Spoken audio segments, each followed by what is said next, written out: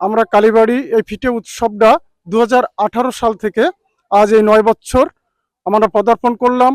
এখানে মহা ধুমধামের সহিত সকল ধর্ম বর্ণ নির্বিশেষে এই মকর সংক্রান্তি অনুষ্ঠানটা আমরা সম্পন্ন করে থাকি। তো আপনাদের আমরা সেই ফিটে উৎসবে আপনাদেরকে পেয়ে আমরাও ধন্য হয়েছি।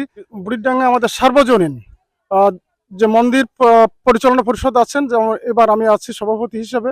আমাদের দুর্গা মন্দিরের সভাপতি আছে, কালী মন্দিরের সভাপতি আছে, আর সর্বোপরি হচ্ছে আমাদের এখানে ভক্তিমতী মায়েরা আছেন। ওনাদের উদ্যোগে এই পিঠা উৎসবটা পরিচালিত হয়ে আসছে। আজ এই 9 বছর আমরা পদার্পণ করেছি। পিঠা তৈরি হচ্ছে সাদা পিঠা, সেটাকে আমরা দুধ আর রসে ভিজাবো, গুঁড়িয়ে, আর তেল পিঠা, এই দুটো আইটেমই আমরা তৈরি করি। আর আমাদের গোবিন্দ মন্দিরে যে ভগবানের যেটা প্রসাদ তৈরি হয় সেটা আলাদা, সেখানে আমরা অনেক রকমের আইটেম দেওয়ার চেষ্টা করি, যেমন কুলি পিঠা, ভাপা পিঠা, বিরিয়ানি পিঠা, তেলে পিঠা, মিষ্টান্ন ইত্যাদি। এলাকাবাসী সবাই মিলে করে, এলাকার মহিলারা সবাই বানায় স্বতঃস্ফূর্ত ভাবে। সকাল থেকে শুরু হচ্ছে, খাওয়া দাওয়া হবে বিকেল 5টা থেকে শুরু।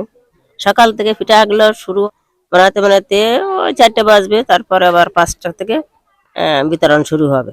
চিতই পিঠা, তেলের পিঠা, কুলি পিঠা, পাটিসাপটা, বিভিন্ন ধরনের পিঠা উৎসব। ইলেকট্রা এয়ার কন্ডিশনার কম বিদ্যুৎ খরচে দেবে অধিক শীতলতা আর সেভিংসও হয়ে যাবে। তাই সব ঘরের মহিলারা আছে, তারা সব সাহায্য করে, যে যা পারে। সবাই তো বাড়ি করতে গেলে একটা খরচ হয়, সেই খরচটা আমরা এইখানে দিয়ে সবাই মিলে আমরা এই উৎসবটা করি, একসাথে আমরা আনন্দ উপভোগ করি।